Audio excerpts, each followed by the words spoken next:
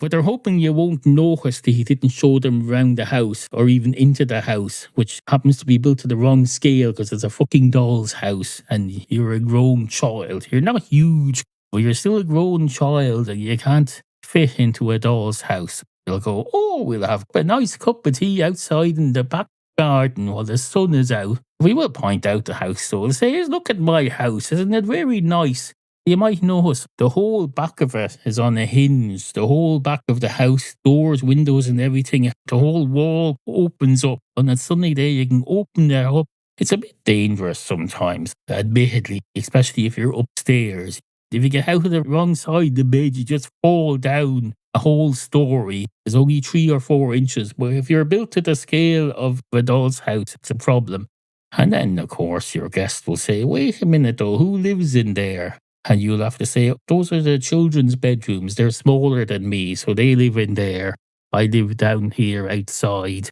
It's not a problem though. You notice the outside of the house, this garden that we're pretending to be in, is in fact inside a broader house. And in fact, ironically, the upstairs of the broader house. When my kids come home, my pretend kids come home from school, I say, oh, hello, you're home from school. Go upstairs and do your homework. And they go upstairs and then I'm here. And they're very confused. They say, wait a minute, I've come upstairs and you're here.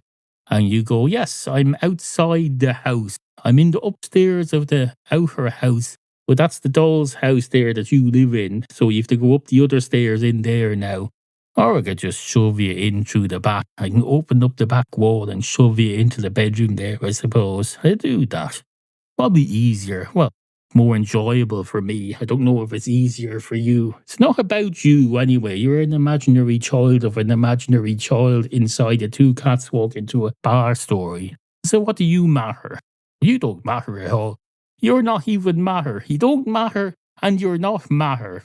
Unless you find out someday that thought is matter. And even then, you're a thought inside an imaginary thought, inside an imaginary person, inside another imaginary person, inside an imaginary cat, inside an imaginary bar, inside someone's imagination, inside a podcast that nobody's listening to. So if you ever think you're insignificant, spare a thought for you.